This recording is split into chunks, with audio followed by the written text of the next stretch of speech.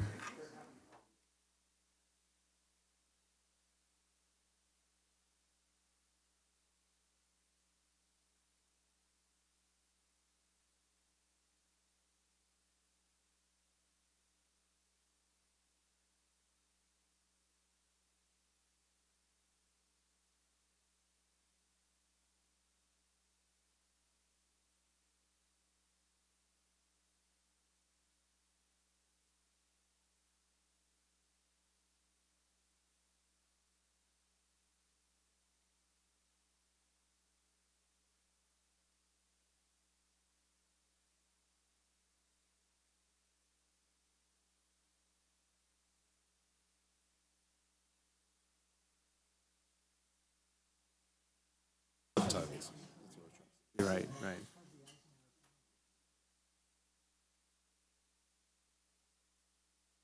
For members of the public, I'd like to welcome you and thank you for being here. We are just on a short pause as they're fixing the closed captioning system in our technical room. And as soon as that is up and running, we'll be able to start the meeting. Again, thank you for being here.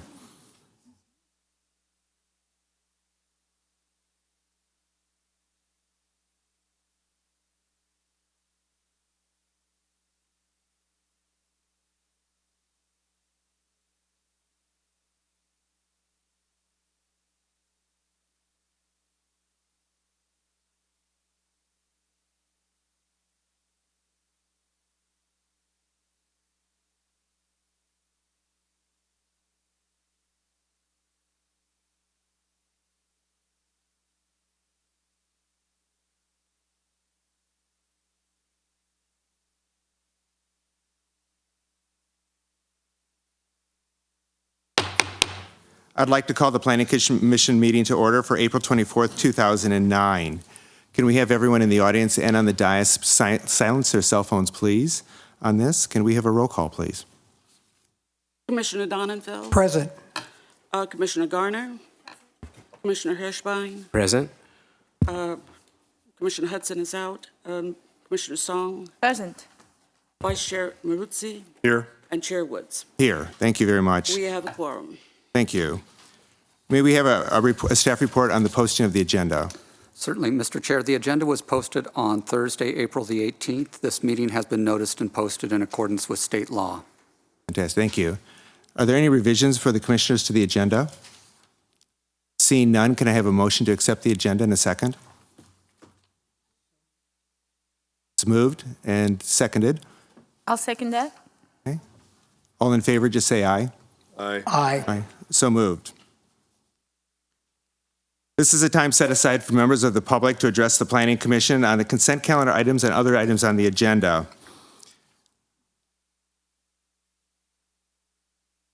The Planning Commission can take no action on the item on comments that were received. However, you are welcome to come up and speak to the on the items that are on the agenda and anything else of a general interest to the Planning Commission. Please note the Planning Commission is prohibited from taking action on items not listed in the posted agenda. You'll have 3 minutes for each speaker.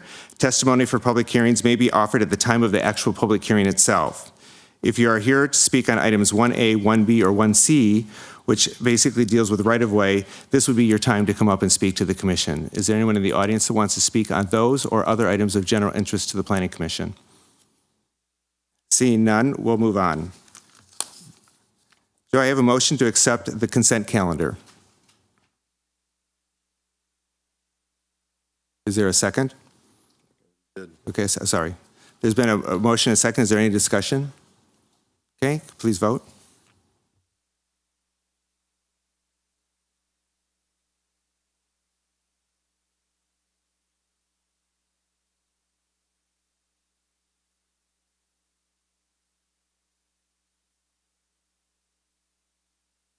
Okay.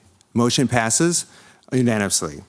Thank you very much. We'll move on to the public hearings. The first public hearing is a grocery outlet requesting a sign variance to allow two signs in the Central Business District located at 350 South Palm Canyon Drive. The zone is CBD.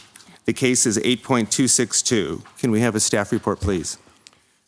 Thank you, Chair. I first would like to say that this project was reviewed by the Planning Commission several months ago when the Planning Commission came and determined that a grocery store was permitted in the Central Business District. And then when they came in for a conditional use permit to allow a grocery store at the site along South Palm Canyon Drive and Indian Canyon Drive. At that time, the applicant was proposing to change the exterior of the building slightly by repainting and adding different sconces, light sconces, redoing the parking lot to add new landscaping and restriping of the lot. At the time, the signs for the proposed grocery store were not part of the application. But since then, the applicant has come back with a proposal that is larger than what the sign ordinance would allow. So in the Central Business District, the letter heights that are permitted for the first letter of a one line of text is 16 inches. Anything larger than that requires a sign variance. So that is why they're here today. They are asking to increase letter heights above what would be permitted in the Central Business District. Staff would like to mention that the subject building, which is an 18,000 square foot building, is rather large for comparable to the other buildings that are in the Central Business District. So if you know other sites that are along Palm Canyon Drive, they are closer to the street, they have smaller frontages, where this site, as we know, sits farther back behind a parking lot which faces Palm Canyon Drive. So to get into the specifics of the proposal, the slide that's before you today shows the approved paint scheme which was approved by the Planning Commission. It went through Architectural Advisory Committee, and a set of sconces that are replacing the existing light fixtures that are on the building. So the two colors that are proposed are a pewter color, which is the main body, and then a darker color, which is in the recessed areas. What's handed out to you today are some new exhibits that were not included in your packet. So those exhibits include the wall sconce, which was approved by the planning director, and some more design that shows the sign on the actual painted scheme. What was in your planning commission packet did not. It had just the new sign superimposed over top of the existing red letter, which used to be the Staples, which was there previously. So the locations that they're proposing, the bottom elevation is above the front door of the South Palm Canyon Drive entrance, and then one above towards the loading dock, which faces Indian Canyon Drive. This is the elevation that faces the north-facing parking lot, and you can see that the proposed sign sort of juts out from the elevations. When staff first received the project, we asked that the applicant provide some sort of drawings that show more depth, shadow, and width of the letters. And the next series of slides shows what that will look like. So they're proposing that the letter heights, let's get to those. So here are some more examples of the depth and shadow of what they're proposing. So they are asking for the letter heights as seen in this picture, along with the red plaque, which will be affixed to the exterior of the building. So in order to have the Planning Commission approve a sign variance, there has to be some findings that need to be made. The applicant is asking that because of the site of the building set back far from South Palm Canyon Drive, that it makes it difficult to view. So they're proposing to add these two signs. You'll see that's 158 feet back from the street of Palm Canyon Drive. So when you're driving south, as you know, South Palm Canyon is one way. The building is set back farther, so it's harder for pedestrians to see the building. And also in the new landscape scheme, they're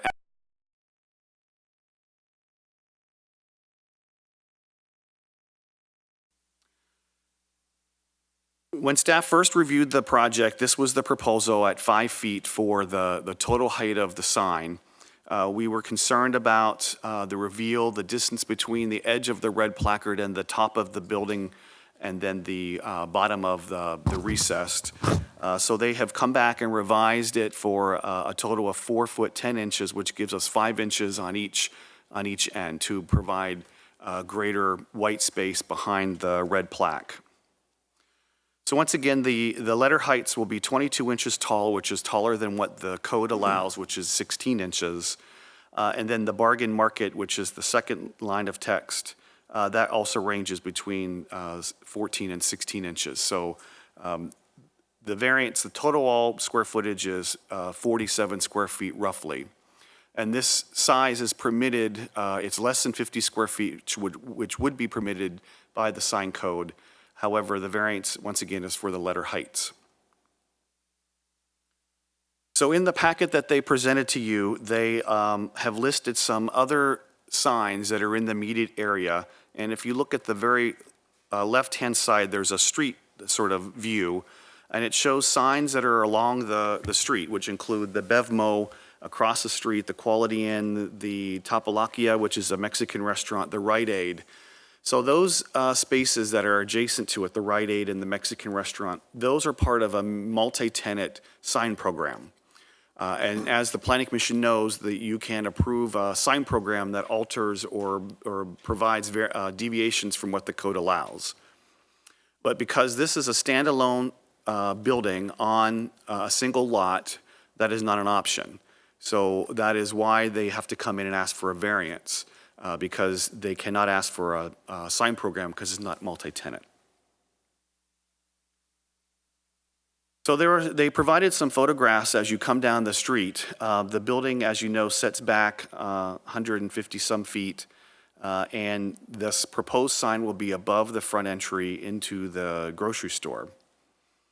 And then on Indian Canyon, the building is about 5 feet off the property line. However, they would like to place the sign high up on the building so that it can be seen from across the street.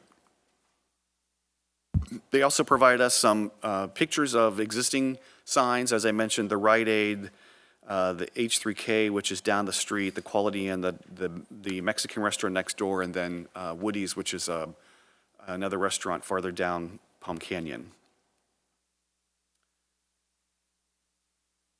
Back to. So in your packet, there are findings that the Planning Commission needs to be made in order to grant a variance. This is a public hearing. Notice was sent out to all adjacent and abutting property owners. No correspondence was received from anyone regarding this project. The applicant is here, and from the sign company who has been working with Grocery Outlet to devise this program. So that concludes my report, and as I mentioned, the applicant is here. Thank you, Glenn. Before we take questions, can I ask Glenn, could you just go back to your slide that showed the sign program for the neighboring businesses? Right there. And the reason I pulled that sign up is most of those are channel letters without a backing. Can you just explain to the commission, because some commissioners are new, about the red backing on this and versus those examples which have no red backing, and how the sign size is calculated? Correct. So in these examples, the Rite Aid, the sign ordinance allows us to draw a box around the text, and the text is what makes up the square footage of the sign. We don't necessarily count the red. So if we go to this sign, you'll see that the bottom, a box was drawn around the Grocery Outlet, and that was the square footage that we used to calculate. Great. Thank you very much for that explanation. And questions from staff? Commissioner Hirschbein. Thank you. There was some confusion when this was reviewed under a conditional use permit about Commission's jurisdiction over certain things that the Commission wanted done, and then we were told at a subsequent meeting that that was not to be the case. But what I'd like to understand is, because they obviously took our advice on the paint, are there any other items that were initially promulgated under that first meeting where we did have a list of items we wanted addressed that they've agreed to?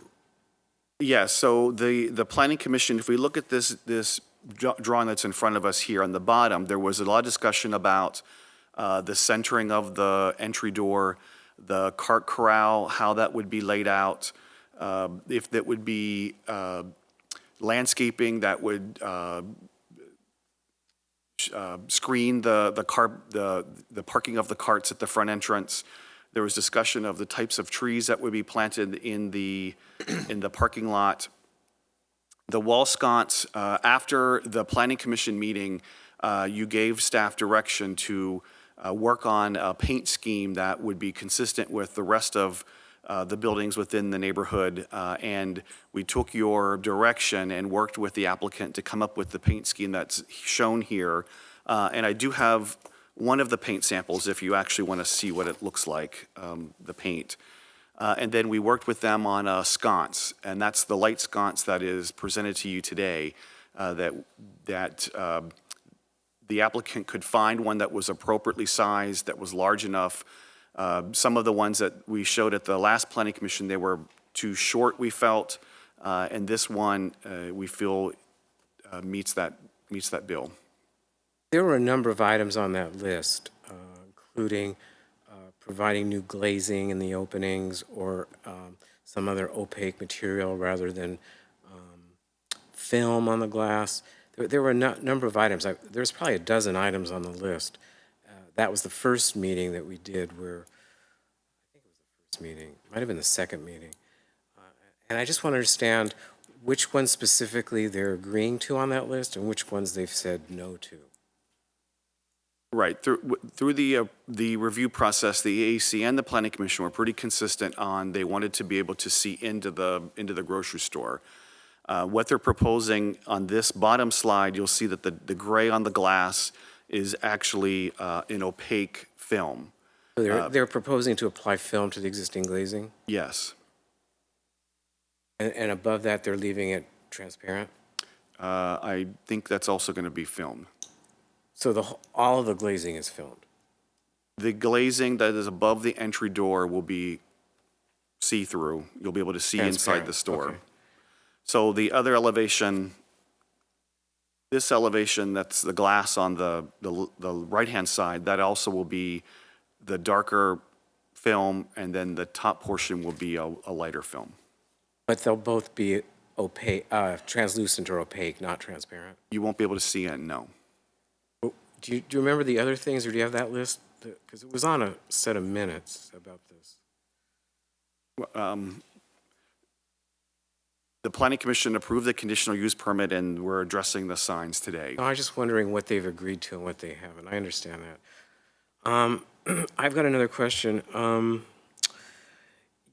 You said the justification for a larger sign was the distance from the street, but given that they're 5 feet from Indian Canyon, what would be the justification on the Indian Canyon side for a larger sign? It is consistent in design and size to the front side. It could be consistent in design without being consistent in size, though, right? That's correct. And I thought that I thought we were not allowed to address the color of the building, and you noted that we approved the color of the building.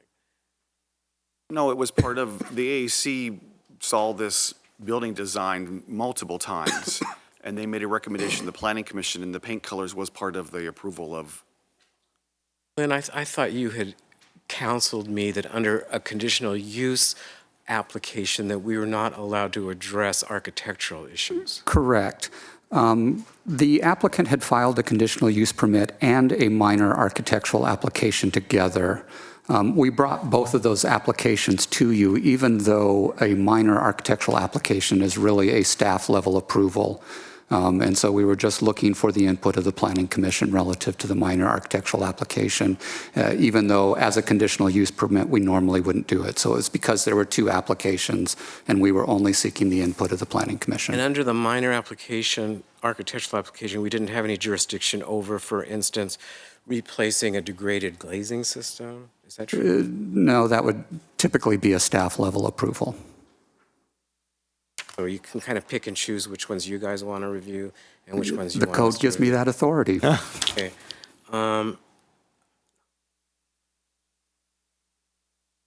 So does the code address, or are we allowed to address the placement of a bright plaque, so to speak, a backing board to the signage as part of this review? Because if you look at the examples that were shown to us by staff, none of those seem to have that quality. They seem to be all individual channel letters that are adhered directly to the building. Right, so as the Planning Commission has known over the years, you review corporate images, and this is their corporate image, is the red plaque with the letters on top. Well, yeah, but that didn't answer my question. So you're comparing it to the Rite No, my Aid? question is, do we have any jurisdiction over being able to review the plaque at the back as well? If you look at all of the other signage in the examples that you've shown us, none of them have a plaque. And you could say that corporate identity has to do with background colors, or you could say that plaques are not something that the city wants or would like. Right, so they're asking for a sign variance, so it's on the letter height. If they were to present a sign that had 16-inch letters to us at staff, we would have no reason to deny it. But because it's before the commission today, the commission can review the letter height. It could review the red backing. I don't see why you couldn't discuss that. And staff, I mean, if you say it was 16-inch letter height, if the background was 12 inches and they're putting it on a 16-inch letter and it looks just completely wonky. Out of scale, right. Do you have any, the code doesn't allow you to comment on something like that? We would look at it from an architectural review standpoint. And can we do that? You could. I mean, this is a sign variance request, so this is specifically to the signs. Okay, so it's discretionary on our part. This is a discretionary review. Okay, thank you. Any other commissioners with questions for staff? Yes, I do. Okay, Commissioner Maruzzi? Looking at the sheet 11 of 11 that has the various other signs, do we know the height, for instance, Woody's, do we know the height of the W, for example? It looks like it says here at the bottom, nearby signs over 16 inches letter height. So the assumption is that all of these are higher than 16 inches. Right, if we go to this sheet 8 of 11, they listed the letter heights of those signs, and it says Woody's is 42 inches tall. What's 42? Oh, Woody, Woody, 42 inches. right, And they're requesting 22? 22, What about this Teleka? Yeah. Palakapakia. That says 36 inches. And they're requesting 22. And then, I guess I could see these. My glasses aren't so good. And Rite Aid is 30. So, and keep in mind that when this was a Staples, the Planning Commission way back in 1991, and I'm pulling up some information that isn't in the staff report, they approved the Staples letter heights taller than what the code would allow, and it went to Planning Commission. They denied it. It went on to City Council, and the City Council overturned it and approved it. H2K Home, though, is a new sign within the last 3 years, I would assume. Okay, H2K is not in the Central Business District, so their letter heights are evaluated differently. And they don't come before us?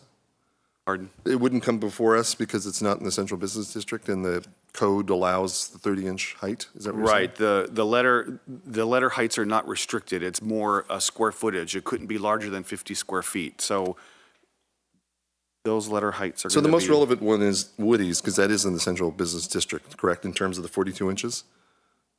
So in this drawing, Rite Aid, which is 30 inches, the Mexican restaurant is larger and Woody's is larger. So these are, the Rite Aid and the Mexican restaurant are in the sign program adjacent to this property. Woody's is farther down, and that also is in a sign program with the Tony Roma's, which is next door to this.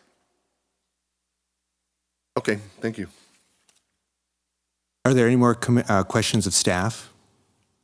Seeing none, is the applicant present in the audience? You can come up. You'll have 10 minutes to address the commission, after which public testimony you'll have 2 minutes for a rebuttal. You have to turn his mic on. He's going to turn on. Good evening, Commissioners and Chair. Thank you, Glenn.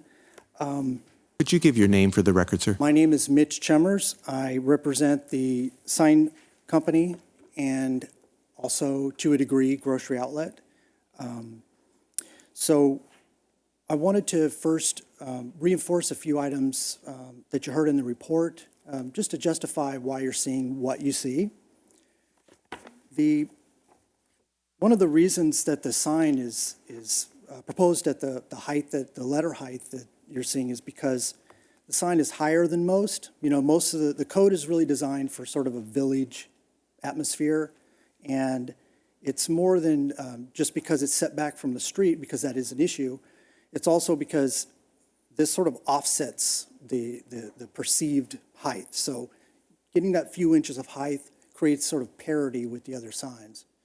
And we carefully did look at all the other nearby signs.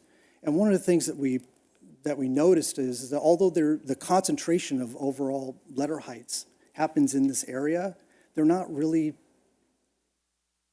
concentrated together.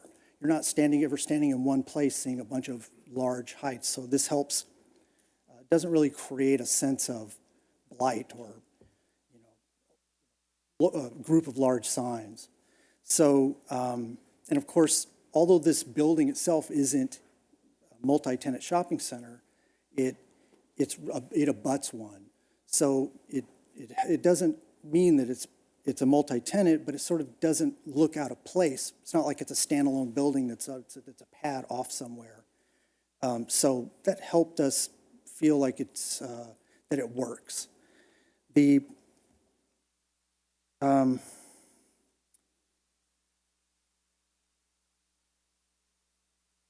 Yeah, the other thing is that's more about its place in the area, and then the sign itself is important. The red background is really critical to this brand, and it's become more important over time.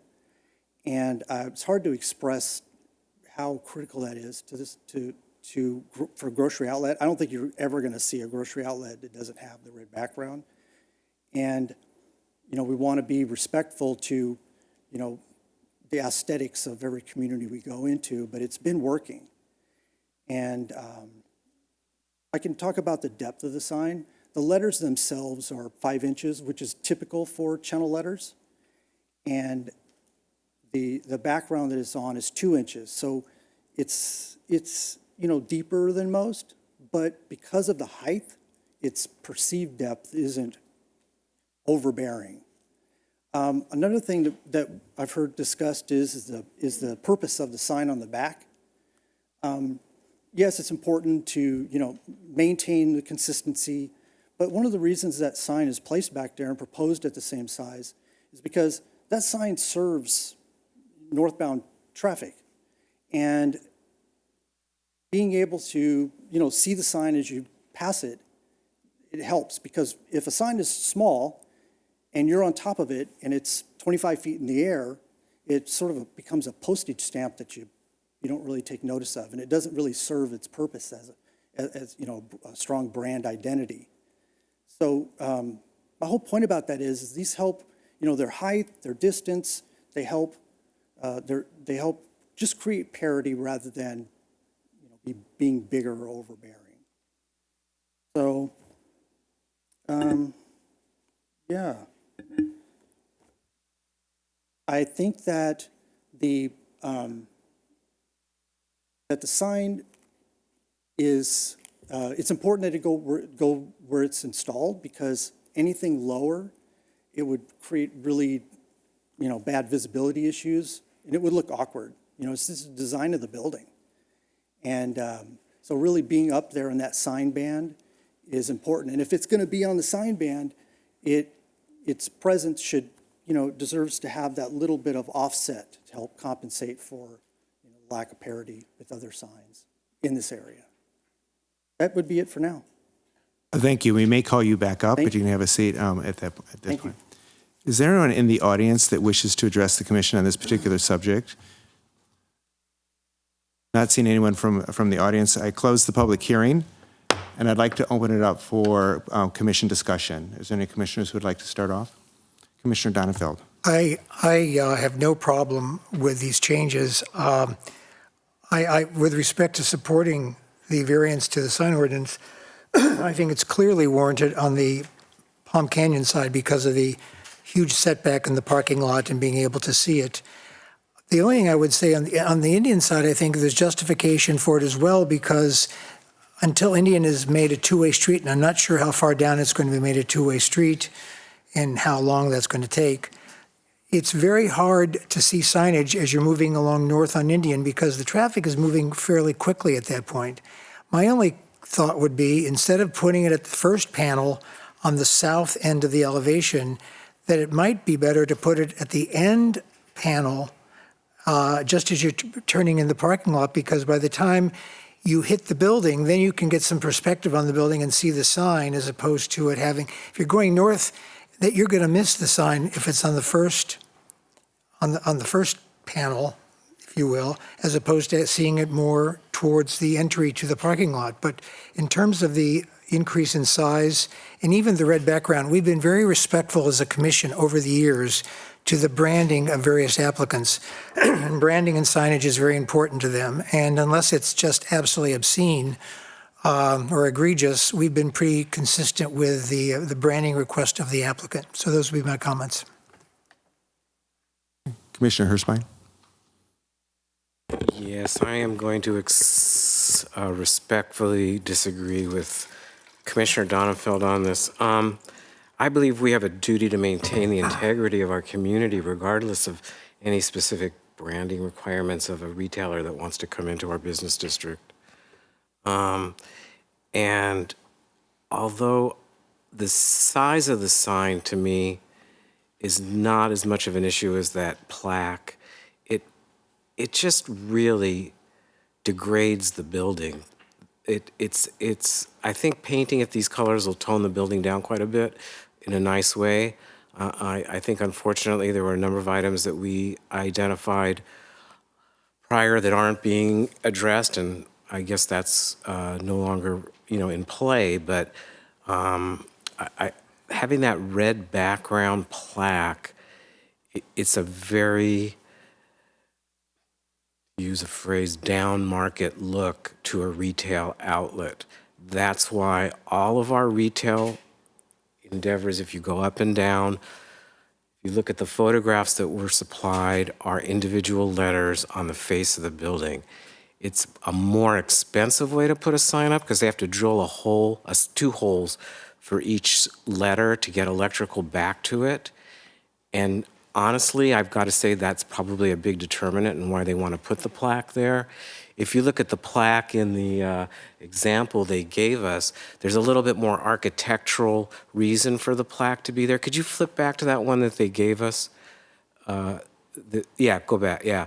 You can see there's a little pop out top and bottom, and they put the plaque within that. So it does make a little bit more architectural sense to use it there. But when you go back to the proposal for our community, it's just slathered on there. And there's, it just makes it look very cheap and down market. This is something you might see in other communities, but you really haven't seen this in Palm Springs that I'm aware of, and it's kind of a slippery slope. If we say, well, we're going to let a retailer do anything they want for their branding, then we've got to let the next retailer do whatever they want for their branding, however much it impinges on what we think we want as a community. So I would approve the size of the letters, although I'm not so happy with the one on Indian. I think their rationale goes out the door because the two-way streets work is going to start at the beginning of next month and be over in a few months. But I'd be willing to vote for the size of the letters on both signs, provided we don't allow the plaque. So that would be my decision. Thank you. Commissioner Song. I agree with Commissioner Doug on the placement on Indian Canyon on the last bay because of catching it more centrally to while you're driving. But I do agree with Commissioner Michael on the background red flag. I'm even open to increasing the side of grocery outlet to 24 inches instead of 1 foot 10.5, and bargain market to 14 inches instead of 12 inches. Add a shadow line to each of the letter to create a contrast to the building color, but not to install the red plaque, because it's really a one-up better than a canvas background. So that would be where I would work with the applicant to say, okay, bigger letters so that they could be more in tune with the downtown lettering research that they have done, but not the red plaque. Thank you. Are there other comments? Commissioner Maruzzi.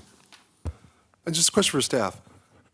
How often have we required an applicant to change their logo as relates to something like a sign program? Well, you have asked in the past to change, but this is what's before you today for a variance. So we do have experience of requiring that an applicant change their logo. Just what I'm driving at is, I don't think it's appropriate to require that a logo be changed, because that is their brand, and that is what people who have shopped at grocery outlets elsewhere are used to seeing. So, it may not be the classiest sign, but it is what they have, and I just feel it's inappropriate to tell them, well, in this town, that big red thing doesn't work. Whereas it is their logo, and that's what people know. So I'm torn, but I think I'd have to go with the applicant, because unless there are other examples where we are, no, actually I wouldn't. I just say, even if we have in the past required that a logo be altered, I wouldn't request it here. I think this is what they do. Any other questions from staff, or any comments from the commission? Commissioner Song. A logo does not include a background. A logo is that the city of Palm Springs has a logo. It's a round logo. The background color is yellow, and it has this content. For all we know is that the very first grocery was a very square building, and they had already a pre-assigned place for their signage, and it happened to be rectangular, and it filled with a red background, and then that's what it kept on repeating We over could ask time. the applicant if that was the history of it. Commissioner Hirschbein. Yeah, to respond to what you said about the city and retail logos, I can remember many years ago when McDonald's was going into South Palm Canyon, not the one that's there now, but the one next to H3K in that area. And the council or planning commission at that point, I don't know who specifically, denied their typical signage of McDonald's. They said McDonald's signage is not what we want in Palm Springs.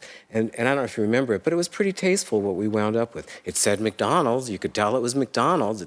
The logo type didn't change, and we're not asking this tenant to change its logo type. What we're asking them to change is a piece of this signage that architecturally does not fit on this facade. It cheapens the facade and makes it look much more down market than it need to be. And so yes, we have asked retailers or restaurateurs in the past to modify a nationally recognized trade dress, is what you call it in the industry. And we've done that, and we've done it for the benefit of the community. And I have no problem not asking, but requiring them to do it, because this is a discretionary. This is 100% discretionary, the size of this signage. And we can put a condition on it and have a better looking city for it. I'd like to just add some comments, if I can, at this point. First of all, I agree with Commissioner Donenfeld on the location of the sign, and I also agree that the red background doesn't seem appropriate for the architecture that's here. But I'm going to put myself out there and offer even more signage. And if you hear me out just a minute to the commission, I would like to see it be channel letters without the background. And thank God for a Google search. I did a Google search, and 90% of the grocery outlets are on a red background, but there are some that are not. So not all of them are completely a red background. And I do agree we want to look at our city to see what works best for this type of architecture. However, since we are really doing a finding about the pedestrian look, I would like to add a pedestrian sign, just a low hanging off the wall pedestrian sign, especially as we go to two-way. Keep these two signs without my opinion would be without the red background, and add a pedestrian sign where they could do the red background that hangs off of there, especially as we go to two-way, because it's very blank over there and it's not a great pedestrian experience on Indian Canyon right now. I would do the location by the front door on the very corner of Indian. No, not that location. At the corner of Indian and the side where the front door is. The opposite corner of where that grocery outlet sign is. That would be my location. Okay, Commissioner Hirschbein. Yeah, I wouldn't mind additional signage either. I would propose a monument sign, maybe a 4-foot-high sign at the driveway, something along those lines, something that would identify it. It would have the red Yeah. incorporated into Yeah, it. I don't mind the red. I just mind it plunked onto the facade of the building in a way that doesn't have anything to do with the facade, the architecture. It just looks like you didn't think about it very much when you were designing it. It looks like a real ad hoc solution to a problem. We got a logo, we got a building, that's it. There's no thought behind it. There's no architectural intent behind it. It's our community. We got to be more cognizant of what we're approving. And you would prefer a monument sign along Indian versus a sign that hangs from a pedestrian sign that hangs from the building? I'm not sure what you're talking about hanging from the building, but maybe, I don't know, just an idea. Basically, it's my thought was it's a sign that comes out. Like a blade sign, we call it. Like a blade sign. So perpendicular to the building. Right. But I'm open to whatever. I just think I'd the look at pedestrian. The reason for that was to activate the pedestrian access along Indian, especially as we change it to two-way street. More comments? Commissioner Gardner, did you have a comment?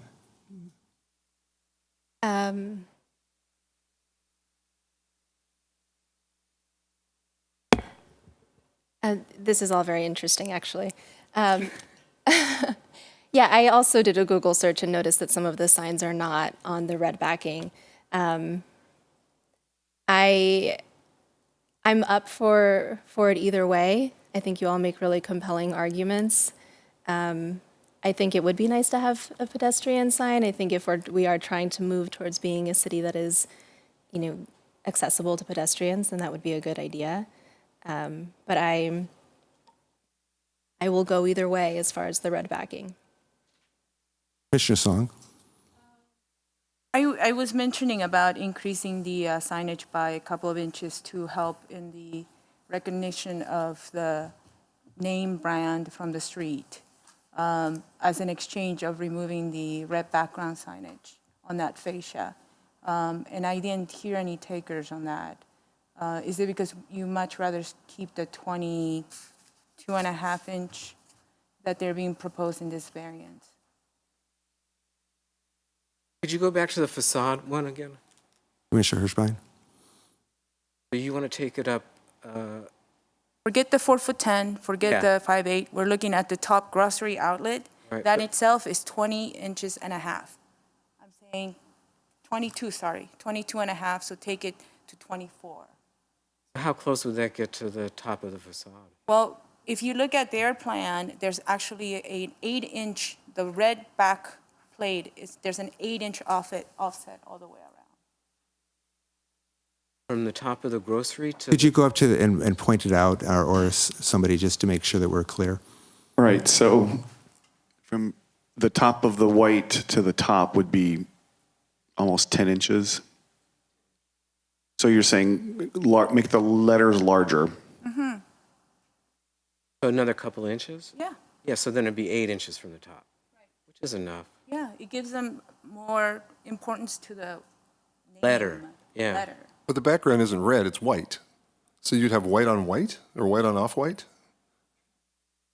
They can have Can it, you put up the The building, you're you're talking saying about the that you paint color. change the color of the grocery outlet letters so that they wouldn't just be white on white? of signage designers, they have shadow line, shadow footprint. They can do all kind of creative things to get them to read separately to the background color. I'd like to hear from the applicant as to how they react to our comments. They may feel very strongly one way or the other. I mean, they certainly could go back to the 16-inch and they wouldn't have to go through this, right? That's correct. They could go to 16 and not ask for variance. And they could do the red background, whatever they wanted. That would meet the code, yes. So I'd like to hear from the applicant. Could I have the applicant come forward and just restate your name, please, and just address the question of the bigger letters? Thank you. Mitch Chummers. Background too. Oh, and excuse me, and the red background as well. Okay, so this signage was carefully thought out. The building itself, the size of the letters were chosen to not be any bigger than is necessary. So increasing letter height may not be helpful necessarily. Eliminating the red background would be harmful. And there really aren't any other options for a background for letters. So say if they were bigger, then I think the commissioner, the idea about, like a cloud around the letters, that's something that you see on. Well, these other non-red background grocery outlet signs, what color is the background on those? I didn't do the Google search. Commissioner Gardner, did you want to answer that? I mean, it's just channel letters that are against a basically beige building. Well, that's what this is. Yeah. Thank you. I mean, I don't know. That's the other question, though, is do we know if those grocery outlets are still the signs are still in existence? Were those old signs? I don't know.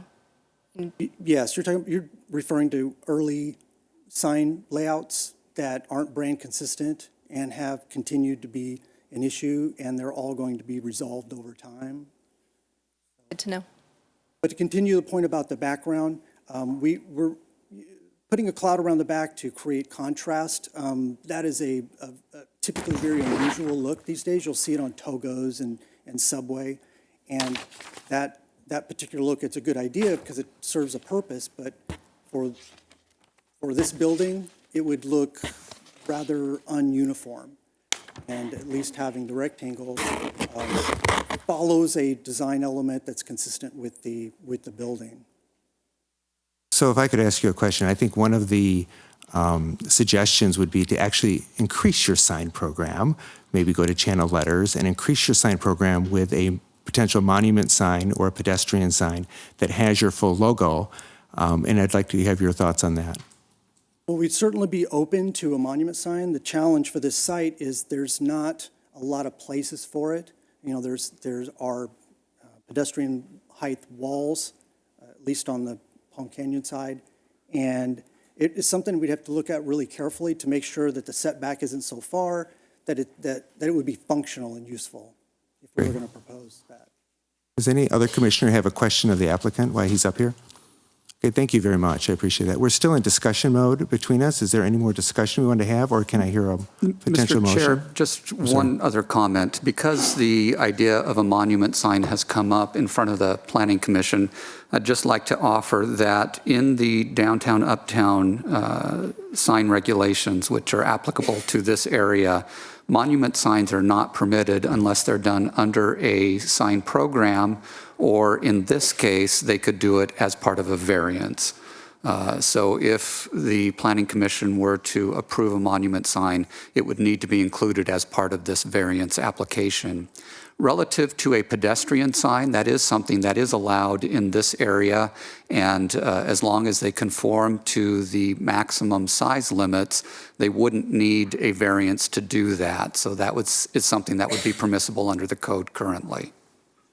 So just so that I'm clear, if a pedestrian sign were part of our discussion today and maybe part of a motion, that would be incorporated into the variance application. They don't get the pedestrian sign on top of the signage, do they? No, they would get a pedestrian sign on top of the main signs that they're proposing here today. So it wouldn't need to be included in your motion. It's something that would be permitted by right. Great. Thank you very much.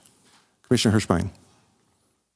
Yeah, if you go back to sheet 11 of 11, the one with the other retailers in the area, the H3K home sign, the word home is on almost a white background.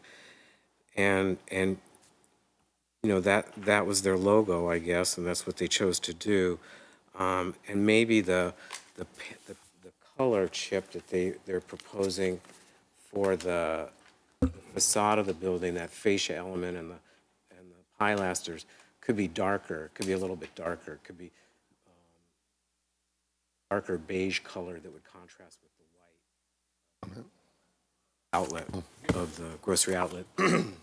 Thank you. Commissioner Donovan. Once again, when we start talking about changing the colors of their signage, this is the signage that they've established nationwide for customer recognition. Now, it may be slightly different in the earlier iterations of this grocery outlet, but this is what they want. I look at the Rite Aid sign and the Mexican restaurant, which Calacapaca, I guess it is. Those aren't particularly aesthetically pleasing, beautiful, upscale retail signs. You got a Rite Aid, for God's sakes. I don't understand the concern that this is somehow dumbing down the quality of the aesthetics of Palm Springs. It's just simply a red background. If this is what is recognizable to people, and look, this is a grocery outlet. People have to see this and know what it is. So I still maintain that we should give them what they want. Thank you. Commissioner Maruzzi. Regarding the H3K, you approach it face on when you're heading south on Palm Canyon. You see it right facing you, whereas the signs for this building are perpendicular to the road. So I don't know if that was an appropriate analogy, but yes, you can see the word home, but you're looking straight on. Let me see if I understand this again from a staff perspective. If the applicant does not agree with our findings, our conclusions, can they go back to the 16-inch in the way they want it designed? Yes, they could. Okay, thank you. Commissioner Gardner. I have an opinion now. So I agree with you that we should allow them to have the red background. And I think that you make a really good point to point out the surrounding businesses. This is completely in line with everything that's around the potential location for grocery outlet. It's not downtown. I would understand if it was in the middle of downtown, but it's not. It's at the end of the strip with similar buildings nearby. And also it's Tlaquepaque. Yeah. So if I can kind of summarize here, I think one of the issues was red background and no red background, corporate logo, not corporate logo. And then I think the other thing was the location of it on Indian Canyon is that I think there was some discussion about the location of it on Indian Canyon. And with that in mind, is there a motion?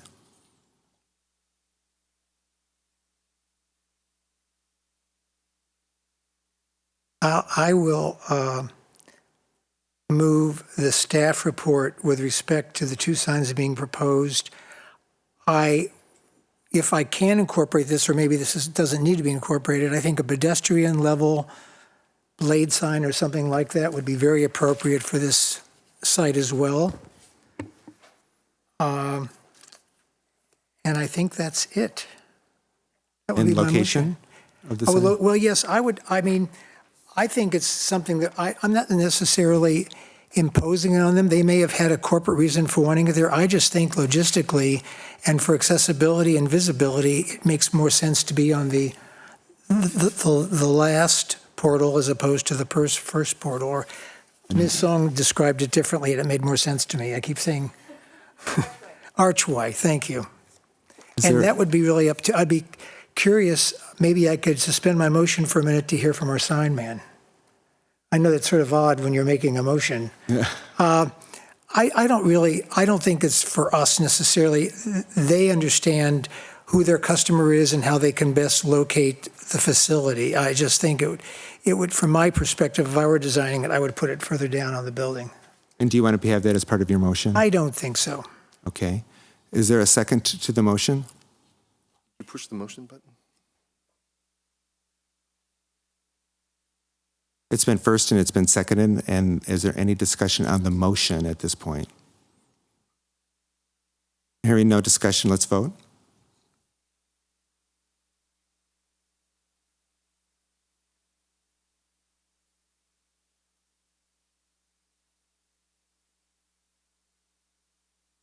Oh, the motion passes. Thank you and congratulations very much on your new sign program. Thanks.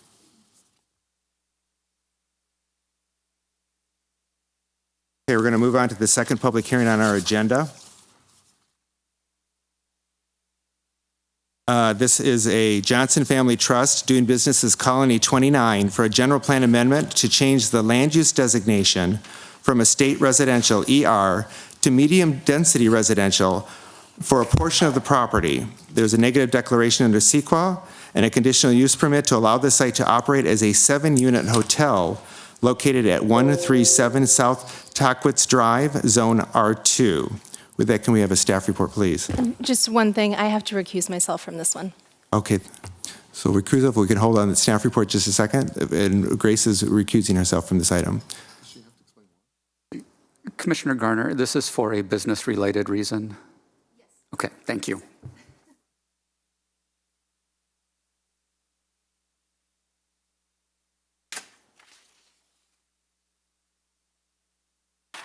Thank you. Glenn? Thank you, Chair. This application, as you mentioned, is at the Colony 29 project, which is at the end of Tockwitz Drive, which is in the historic tennis club neighborhood. So the picture that's before you is an aerial photograph of the makeup of the Colony 29 compound.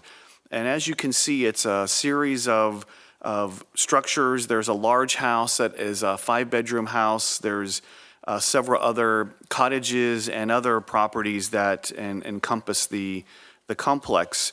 When you come in the front driveway, there's a gate that leads you into an event area, which the applicant currently operates as a vacation rental and obtains event house permits for specific events that are held at the site. So as I mentioned, the site can be rented as a vacation rental. It can be one contract that rents the entire property and then multiple people can stay. And then there are events that take place, could be weddings, corporate meetings, parties that can take place in the residential portion and then also on the flat portion where you see there's a large lawn. And then to the right of the slide, there's a parking area which is used for caterers and employees to set up and stage events. So as the property's been operating as a vacation rental, the zoning and the general plan is not consistent. The residential portion of the project is zoned estate residential. However, the underlying zoning is zoned R2, which is medium density residential. So there is an inconsistency there when the applicant is requesting that the property move from a vacation rental to a hotel. And a hotel property requires that there be 6 units. They have 7, so they meet that requirement. So the general plan amendment would change to medium density residential from estate residential. And I'll go through a series of drawings. This drawing shows you the pinkish color is what is currently estate residential, and then the bluish purple color is the medium density residential.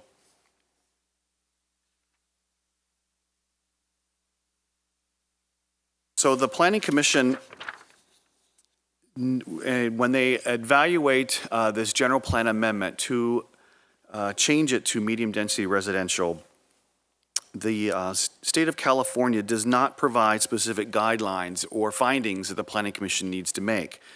However, we do base an evaluation of the GPA based upon compatibility of proposed uses with adjacent land uses, development patterns of the neighborhood, and potential adverse impacts to existing and future development in the vicinity. So the first point that we need to look at is it compatible with adjacent and abutting land uses? So if we look at the neighborhood within the historic tennis club area, when you come in Tockwitz, there's a series of complexes made up of condominiums. There are apartment complexes, and there are small hotels that line Arenas Row, which leads into this property. So the immediate area adjacent to Colony 29 is surrounded by a variety of existing land uses that are generally harmonious with the proposed use. So as I mentioned, there are other hotels and multifamily residences within the area. So let me go back to the aerial so we can see that. So there is other small hotels that consist of 6 units or larger that are located within the immediate vicinity. So staff feels that this finding can be met. The other finding is consistency with development patterns in the neighborhood. So the estate residential, changing it to medium density, is consistent with other development patterns and goals of the policies of the general plan, the general plan envisions a vibrant neighborhood that is pedestrian-oriented with a mix of commercial and residential uses. Of significance is the proximity to the central business district of this site.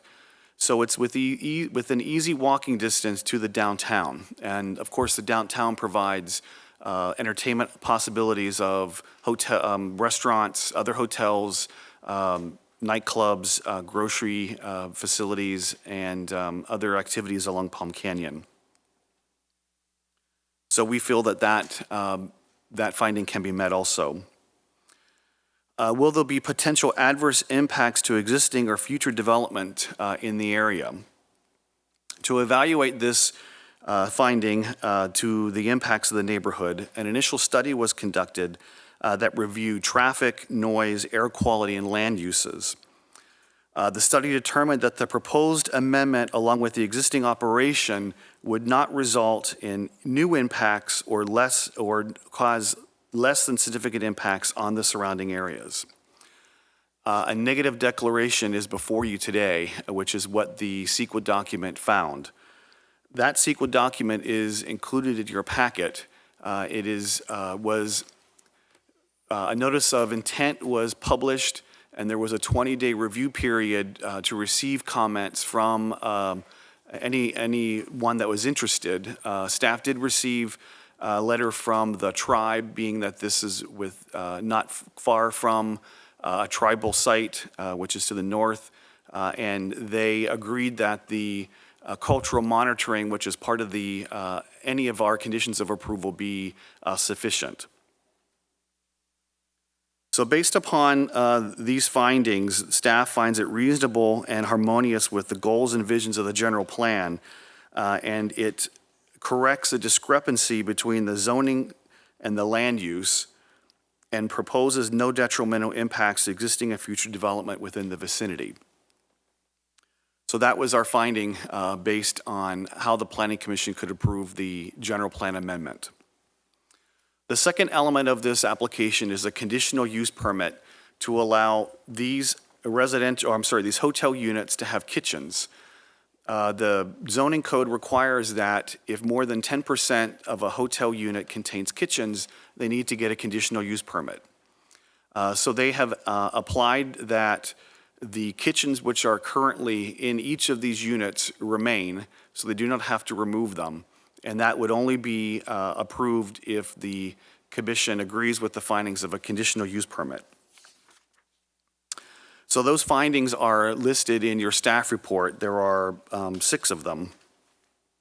In terms of parking for the site, they are providing 7 regular spaces and 2 handicap spaces for a total of 9 spaces.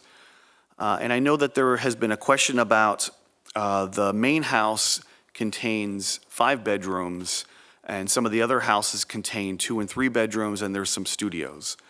And staff's response is that the staging area that is to the right of this slide would be sufficient to allow parking for if someone were to arrive to stay at Colony 29, there would be sufficient parking on the site.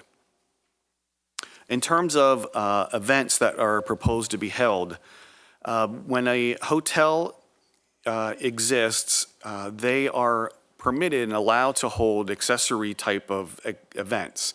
It's normal for a hotel to have weddings and parties and meetings, corporate meetings on site. So by approving the general plan amendment, changing and then the conditional use permit, they would be allowed to operate as a hotel and would not need to come in for event house permits or register as a vacation rental. So when people arrive at the site, they would be required to take rideshare or taxis or shuttles there would be no parking on site for attendees of special events. And that is how the property is operated as described by the applicant's justification letter. So right now, if you come to an event at Colony 29, you need to either take a cab or Uber or Lyft to the site. So in your packet, there is a series of conditions of approval that talks about hours of operation for the project. It limits hours to 9 a.m. to 10 p.m. in the evening. And also there is a discussion of noise regulations. The property would have to adhere to the noise ordinance. They would not receive waivers. No, your approval would not waive those noise requirements. So if they were to have an event, they would need to meet those noise standards at the edge of the property. Also, there's a discussion about parking in the in this conditions of approval. Discussion of unit count, meeting the density requirements, which 7 units meets the 15 dwelling units per acre within the medium density residential land use. A discussion of events, as I mentioned, hours, noise, and then inspections. If something were to occur, that the applicant would work with the Palm Springs Police Department to quickly resolve any issues relative to those events. And then if the Planning Commission so chooses to add other conditions, we would accept those. So this is a public hearing before the Planning Commission. The notice was sent to all adjacent abutting property owners within 500 feet. As I mentioned, the negative declaration was advertised and published for public viewing starting on April 1st, and that review period went to April 20th. So we were within the you're beyond that review period, so the Planning Commission can take 3 actions. You can recommend approval of the negative declaration to the City Council. You can recommend approval of the general plan amendment to the City Council, and you can approve the conditional use permit to allow kitchens in 7 of the hotel units, subject to the conditions of approval. So what I'd like to do is have if the chair would like, the environmental consultant is here that can talk about the negative declaration if you choose. Sure, this would be a good time because it'd be a staff presentation. Okay. The environmental consultant in the audience? So Nicole Van from MSA is here, and she'll come up. Hi, Nicole. Just state your name for the record. And Okay, thanks. Nicole Van, MSA Consulting. Good afternoon, Chair, Vice Chair, and Commissioners. So the project's been fully reviewed for environmental impacts, and because the project site is already existing, it is already operating, we didn't find any environmental impacts that would create a need for any mitigation. As staff said, we did analyze air quality, we looked at the traffic, and we looked at the noise report, and again, nothing exceeded impacts that were potentially significant. So we didn't find sort of the same things that you would when you have a project with raw land, or if the project was proposing major changes or renovations. So because the project isn't really proposing there's no development changes whatsoever, no outside changes, it was easy to make the finding of less than significant impacts in regards to the environment. And so we prepared a mitigated neg deck. No, sorry, a neg deck, no mitigation. Thank you. And if you just stay in the audience for a minute in case there's questions that come up later on. Did you have more from the staff presentation? So that concludes my report. The applicant is here, and I know he wants to talk. Okay. Thank you. Are there questions of staff from the commission? Commissioner Donenfeld. Is it appropriate to question the environmental Yes. impact prepared to right now? Yes, that'd be because it's staff. I have one question. With respect to traffic and transportation, one of the questions is, will it result in a change in either an increase or a change in location results, increase in traffic levels? And you have put down no impact. But it seems to me that if you're going from a vacation rental situation to a hotel situation, you're likely to have increase in traffic. Are you not? No, we had no increase in traffic, primarily because you can't park on the site unless you are going to stay at the hotel. So, I mean, there was a moderate increase in traffic, but it was only, I believe the number is 83 average daily trips. And so that is still way below 100 is usually the standard for average daily trips that require you to do a traffic impact report. So a traffic memo was prepared just to basically state they did some counts, and it was only 83 on average, about 83 average daily counts would come from changing the use to a hotel. So you don't dispute the fact that there will be increased traffic, but it doesn't meet the threshold for purposes of dealing with it as an impact. That's correct. That's correct. Thank you. Are there other questions of staff? Commissioner Hirschbein, So is your mic on? it says it's on. Oh, it is, sorry. Was this whole set of items we're voting on generated by the applicant's request to change from a vacation rental to a hotel? Is that what's driving all of this? A hotel is not permitted in a general plan designation of a state residential. But are they operating as a hotel now? They're operating as a vacation rental. So when you rent the space, you rent the entire compound.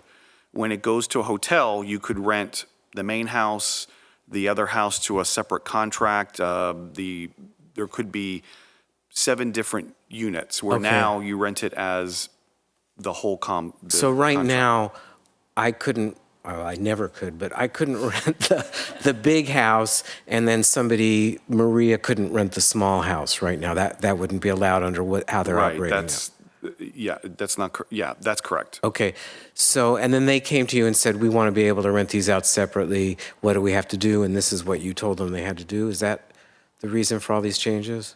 Well, we're looking for consistency with the general plan to the underlying zoning. As you know, this happens around the city, so we are trying to plan you in. And I'll just jump in on the issue of the vacation rental versus the hotel. As Mr. Malacker has indicated, the current general plan designation on the westernmost part of the site is a state residential, and per our general plan, hotel uses are not allowed in land use designations where there's only single-family uses permitted. And so a general plan amendment would be required in order to allow the hotel use.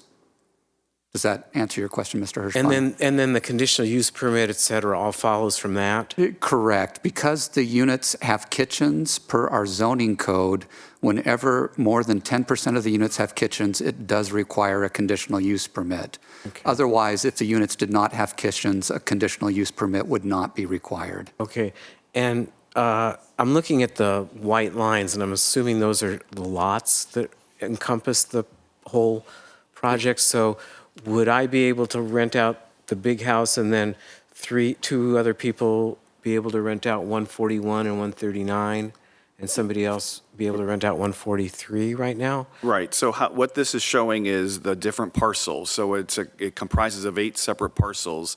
So over the years, the applicant has bought them and made them into this But could those be compound. rented out separately now? They can't.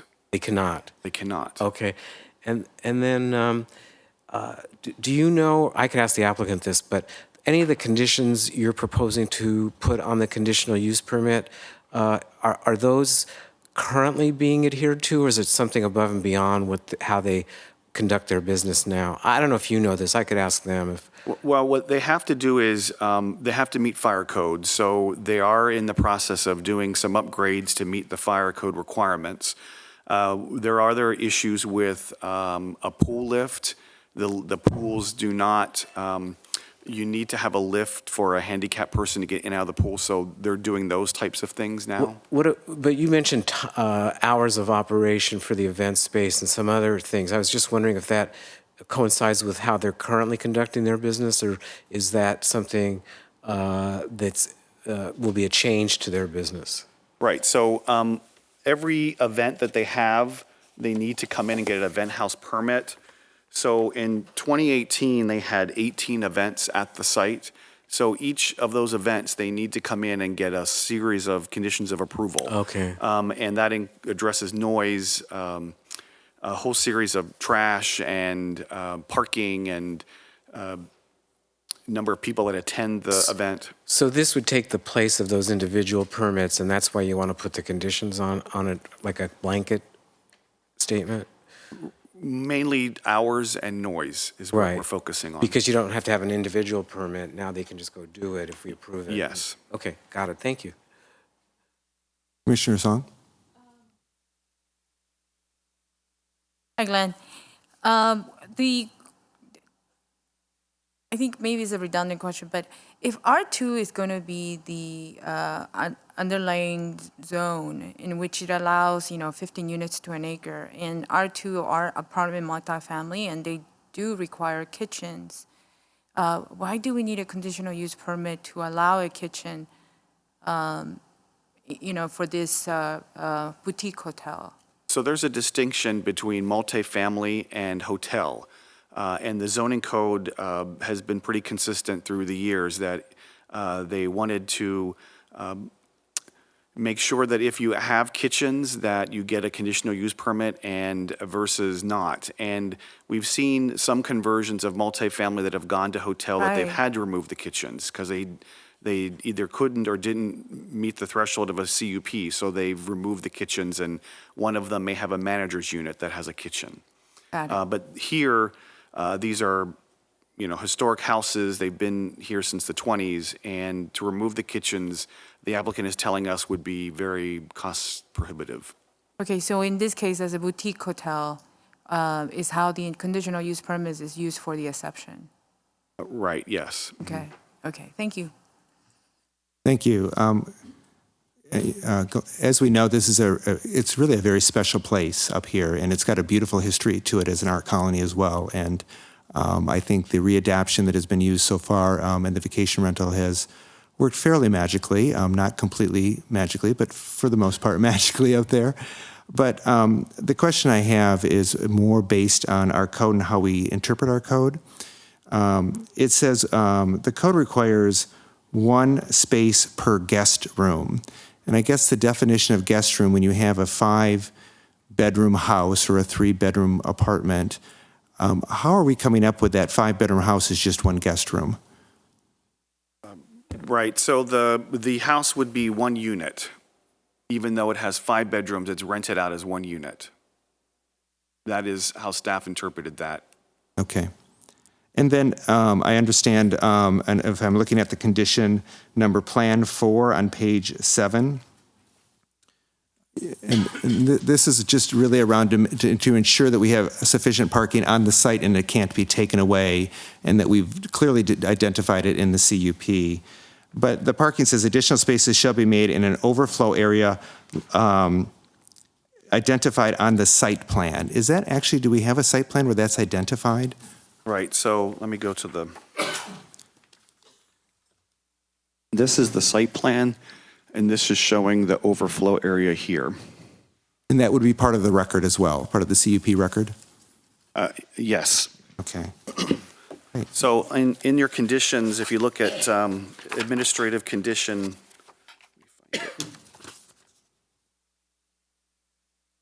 number 2, it says reference document. So it's the site shall be developed and maintained in accordance with approved plans, date stamped March 13th. Okay, great, And thank that you. refers to this plan. And the other question that I had is page 9, building condition number 12, where we're actually looking to merge all of it into one lot. And that is basically because we have some buildings crossing lot lines. Is that correct? That would be, I'd have to ask the applicant, but it looks like some property lines do split. Yeah. So that would be, I assume, the purpose of building 12 is to rectify that problem. Right, if you look at, in this drawing, 141 and 169, looks like the lot line goes through the middle of it, Right. or 139. Great, thank you, Glenn. Any other questions of staff? Okay, Commissioner Hirschman. Is it, if we approve the staff report as submitted to us, Are we allowing any densification to the property, what we're doing here? Approval of the general plan will change the density. It goes from 0 to 2 dwelling units to up to 15 dwelling units. So by right, would they have the ability to add more units to this if we approve this? They, in theory, could, but they'd have to go through a discretionary approval process to do that. Public hearing, they'd have to do a tract map or parcel map. Okay, thank you. Okay. Hearing no more questions of staff, the applicant, I understand, is present. Do you want to come up and give your name? And you have 10 minutes to talk to the commission about your project. Thank you. Yes, my name is Dave Johnston. I'm an owner of Colony 29. Thank you, Glenn, for your presentation. Nice to meet you, staff. And here I am. So, Colony 29, we acquired the pieces of property from 1997 all the way until 2002. Our intention was to restore these properties and bring them up to a standard that was they were dilapidated, falling down, and bring them up to a very acceptable standard and bring them up to something that was rich, and it is. It's a beautiful place. It's got a great spirit, and I feel that spirit every time I'm there. And to me, it's a special place. And we partnered in with McLean Property Management approximately 7 years ago.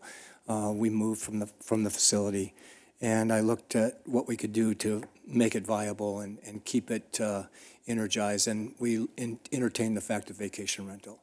And we started working with McLean, like I said, that 7 years ago. And through the changes that have been going on through vacation rental and the viability of the project, we found, because it seems like it's continually in flux and moving and changing. I could be wrong, but that's the way it appears. So in regards to protecting what we're trying to do there and keep it viable and keep it moving forward was to opt to go to the hotel operation. And that's the property. We have no intention to ever change or do anything different to the property. It will maintain and stay as it is.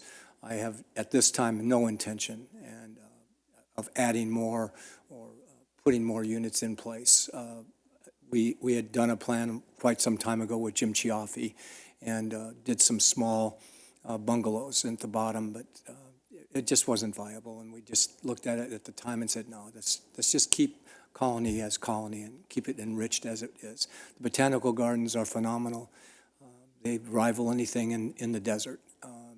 If you've ever had the chance to walk them or be part of them, it is a beautiful thing. So I just ask that you consider our request, and we understand the restrictions, we understand the requirements.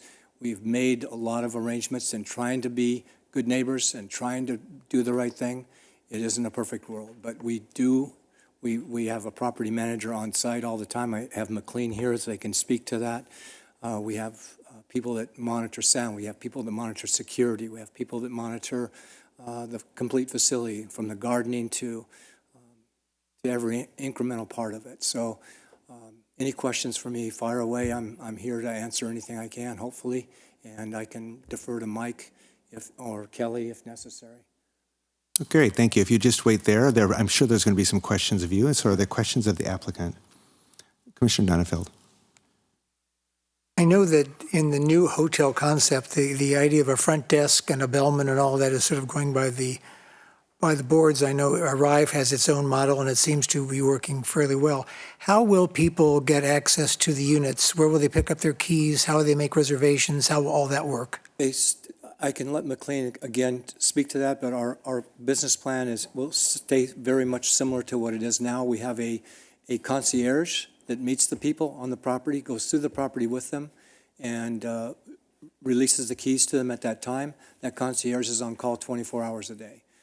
So he's not on property, but he meets people and introduces the property to them on every occasion, on every rental. And will you have a website? Will reservations be made on the internet, or will there be a phone number where people can call and access reservation lines? That is correct. They have that currently now, and that would just flip over to the hotel side, yes. Thank you. I have a question. You know, This is a very unique hotel and a magical property, as I said, so congratulations on owning this property. The interesting thing about this property is definitely California living, that a lot of your special events are all held outdoors, Yes. which can cause some conflicts at times. As you move from a vacation rental, which has some pretty strict enforcement, into a hotel, which is a little more liberal with special events as far as the permitting process, how do you anticipate you're going to make sure that these special events still maintain noise and other nuisances to the neighbors? What we have established is, first of all, we hired a sound engineer, Jack Freitag. Jack he had prepared this document, the sound report that you have. He also came out and analyzed the Hill property. We ran it through some event-type situations and looked at ways to mitigate, and we're still in the process of looking at ways to mitigate sound and do what we feel is going to have less impact on everyone within the neighborhood. And that's our goal, is to keep working towards that. There is a thought, when we talk about things, there is a thought that possibly we will develop some type of a pavilion building that could be used multiple use. It could be a pool, establish a swimming pool, pool pavilion type building that could be established that way. Since we're going to add another, intentions is to add another pool as we move forward. Because the pools right now that we have, I have to, as Glenn said, I have to go in and not only put in a handicap type of a device, but I also have to remove the tanning shelves that are there from a residential standpoint, as well as jacuzzis that are attached to the swimming pool. So those have to be removed as part of what we're doing. So those spas will be separated 6 feet away from the swimming pool with a 4-foot perimeter around them, walking perimeter around them to comply. So the thought is we may build a pavilion building to support that on one of our pools. So that there is a thought that may happen. Whether it does immediately or not, that's not where we're headed right now, but there's thoughts. There are things that we are considering in doing that. Right, thank you. And the other question, you've held some special events there that have been very successful at the property, and it allows more people to actually see the property. But the shuttling of people, can you just explain a little how that works for your property? I can let McLean talk about that probably more than I can, because they organize that with the planners of the events. When we work with the city of Palm Springs, it's typically through the shuttle that they have, the Buzz. We've used that. We've used some other special buses that have brought people in for events, but I can let McLean speak to that more. Okay. They can do a better job with that. Thank you. Kelly McLean, for the record, McLean Company. As Dave mentioned, we've been managing the property for almost 7 years now, and really proud of where we've come from. I want to clarify one thing before I talk about the events. Vacation rentals, as you know, has gone through a complete ordinance change. One of the changes has to do with clusters and compounds. So Colony 29 does not fit in the current vacation rental ordinance and cannot continue to operate as a vacation rental. So because of that, we've had to work with the city, Dave, us, to try to figure out what are we going to do? We can't operate as a vacation rental. So we have to go through this zone change. So it's not predicated on the fact that we're trying to become a hotel. If we could stay as a vacation rental, we would probably continue operating as that. But we're moving to the hotel because we cannot be a vacation rental under the current ordinance. So I hope that makes sense. As far as our event restrictions and moving to this new zone is not going to change anything from how we operate right now. So right now we do not allow on-site parking during events. We do require shuttles, whether that's working with the hotels. For example, Hilton Hotel has offered free shuttle. So when we're working with the event planners, what we do is we say, you can do room blocks at these locations, and we have free shuttles. We do require Uber or Lyft drop-off. We have a security guard in the front. We have 2 on-site managers, a security guard, a sound manager, as well as the event planner. So we have 5 to 6 people that are there monitoring sound, monitoring the security. It's a pretty tight ship. Right now, usually the event is from about 5 to 10 p.m. We shut it down about 9:45 so that people are off the venue by 10. We've made numerous changes working with the city through the event planning process to change certain things. For example, the city asked that we change the loadout time from Sunday to Monday. We made that accommodation. The city also requested that we have code enforcement there during every single event this past spring. So February and March, we've had code enforcement officers there from 2 p.m. to 10 p.m. monitoring the sound. And what they have found is that we have been under the decibels, which is about 45 decibels. Right now, I'm probably talking at 90 decibels. So you can imagine when you have just 100 people there, it's not music, it's more people talking and congregating that raises the decibels. But even so, it's the landscaping of the property, as well as just the offset of how large it is, that we've been able to monitor our sound and be under the decibels. And we anticipate that with this zone change, it's not going to change anything for us in terms of how we operate for sound. We also added a sound wall. Dave built a really awesome sound wall that bridges the barrier right by the multifamily units, which has decreased our decibels by 7 to 9 decibels, which is a lot. So we're good neighbors, we're good partners. We've done everything the city has asked of us in terms of operating as an event home. But changing to this use is mainly because of the vacation rental ordinance. So what we anticipate is operating as the event is going to be the same as what we have always been doing. Great, thank you, Kelly. That was very informative. Are there other questions of the applicant while the applicant is here? Commissioner Song. It's not a question to the applicant. I just want to make this crystal clear. This is a general plan amendment to match the zoning underlay, which is R2. The general plan amendment is for, help me out here, medium density. It's changing from estate residential to medium-density residential. Okay, so it's a general plan amendment, there is no change of zone, correct? No, the zoning is R2. Already, Right. okay. Great. Are there any other questions of the applicant at this point? So thank you very much. Is there anyone in the audience wishing to speak on this subject? If so, you can please come to the mic, state your name, and you'll have 3 minutes. Thank you.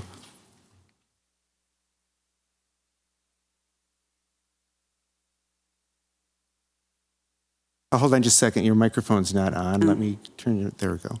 There you go. I live at 606 West Arenas Road, which is the middle property there, and I represent the residents at 67 and 527. We live next door to them, and everything that you have just heard is, I cannot politely say what it is. It's not true. They start at noon and run to 10:30 on Saturdays with setups and things like that. They used to unload on Sundays. Now they load on Mondays simply because we've called and filed numerous noise complaints. McLean, even in their Yelp reviews on this property, if you read it, are completely absentee landlords. They have not adhered to any of that. On top of that, the event permits that they file with the city planning office on a daily or every event state that they're not to have outdoor PA systems because that is part of the code enforcement for every event house and every event in Palm Springs, yet they continually violate it, so much to the point that David Reedy and the former city attorney issued a memo to the noise enforcement officers that work directly for you that they were to only take measurements and that they were no longer to write or cite Colony 29 for the noise enforcement issues. Then with regards to any of the other impacts with regards to traffic, Lyft, Uber, I would recommend, and my background as a cultural anthropologist and a veteran I've been involved in planning before with the West LA VA. You can look me up. My name is Shan Dornhecker. You will see that when you have a higher concentration of Lyft and Uber and shuttles coming to an area, you have also a higher level of crime that happens. And if you look at the property crime statistics that have happened over the course of every time that they have had an event at that place, you will find that it has gone up significantly. Not to mention the fact that as a hotel, the noise will go from a single event once a week to 24/7. And if you understand or have seen how spring break has impacted Palm Springs, has decimated the hotels, some of the damage, Coachella, everything with that, you understand that when people come to a place like this where they shell out a lot of money, they expect to be able to run wild, go crazy, and in further encroach upon the peaceful enjoyment of our homes, of those who live next to us. As for being a good neighbor, McLean Company is absentee. They are not a good neighbor. If you call them on their concierge lines, you get an answering service. Prior to starting to file complaints, regular complaints to the noise report, we tried, a lot of us, to reach them. It's nothing. Nothing about the noise. Their noise enforcement, I don't know what they're doing, but it's not happening. You listen to 4 hours of bagpipe music on a wedding. Thank you very much for participating in the process. I appreciate that. Is there anyone else in the audience that would like to speak on this subject matter? With hearing nothing, I will close the public hearing and open it up to commission discussion. Oh, excuse me. Thank you very much. My vice chair reminded me that the applicant has a rebuttal of 2 minutes if they'd like to take their rebuttal time.